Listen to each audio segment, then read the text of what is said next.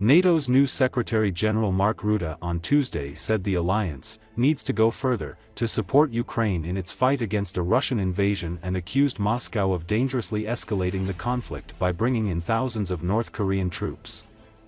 In pursuing its illegal war in Ukraine, Russia makes use of North Korean weapons and troops, Iranian drones and Chinese dual-use goods for its defense industry, Rutte said while on a visit to Greece. This is a dangerous expansion of the war and a challenge to global peace and security. Rutte, a former Dutch Prime Minister who took over as NATO chief last month, met Greek Prime Minister Kyriakos Mitsotakis in Athens and thanked him for Greek support for Ukraine that includes weapons and ammunition, as well as training for F-16 pilots and technicians. Our support for Ukraine has kept them in the fight, but we need to go further to change the trajectory of the conflict, Rutte said. Greece spends over 3% of its gross domestic product on defense, above the 2% committed minimum for NATO members, and is seeking a change in European Union budget rules to allow for greater military spending. It also wants to help create a common European air defense system. We agree on one of the fundamental priorities for all allies, the need to strengthen our collective defense, a goal that requires a strong defense industry with significant investments, Mitsotakis said, adding that Athens backed a more functional relationship between NATO and the European Union, to further strengthen the European pillar of the alliance. Europe's NATO members have been discussing plans to boost defense investments for months due to the ongoing war in Ukraine and uncertainty surrounding the incoming U.S. administration following the election victory of President-elect Donald Trump. Rutte's visit to Athens follows meetings with Trump in Florida and Turkish leaders in Ankara Monday. Rutte also held talks with Greece's Minister of Foreign Affairs George Gerapatritis and Minister of Defense Nikos Dendias. Several thousand protesters marched through central Athens in opposition to the NATO chief's visit. The largest rally was organized by a communist-backed trade union, at which protesters chanted, "Give us money for health and education, not NATO killers."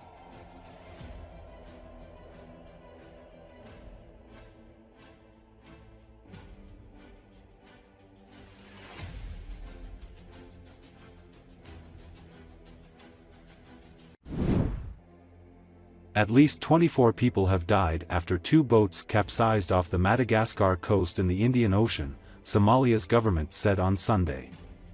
Somalia's Foreign Minister Ahmed Moalem Fiki said at least 46 people were rescued. The Somali government, particularly its embassy in Addis Ababa, has been actively working over the past 2 days to coordinate efforts to ensure the safety and well-being of the survivors, he said. Most of the passengers were young Somalis and their intended destination remains unclear. Many young Somalis embark on dangerous journeys in search of better opportunities abroad. A delegation led by the Somali ambassador to Ethiopia is scheduled to travel to Madagascar on Monday to investigate the incident and coordinate efforts to help survivors. Fiki also said Somalia's ambassador to Morocco will look into a separate report of Somali youth stranded on Morocco's coastline. It is not clear when the Morocco incident took place and Fiki did not provide details. The UN Migration Agency had raised concerns over rising cases of irregular migration from the Horn of Africa countries as people flee from conflict and drought. In April, 38 migrants died and 22 others were rescued from a shipwreck off Djibouti on a popular route to Yemen. Most of those rescued were of Somali and Ethiopian nationalities.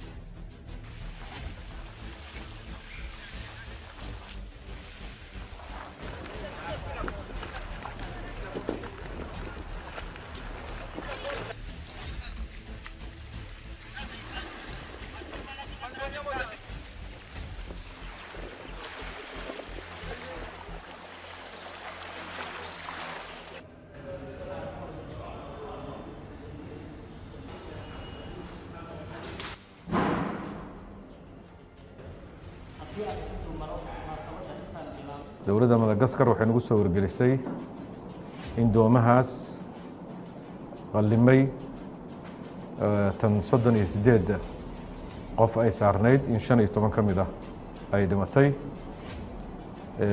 tan 32 qof ay saarnaayeen in 9 ka mid ay dhinteen isugeynta ama wadarta guud oo dadkaasina ay yihiin 24 qofood inay halkaas ku dhinteen halka ay ka badbaadeen 46 qofood.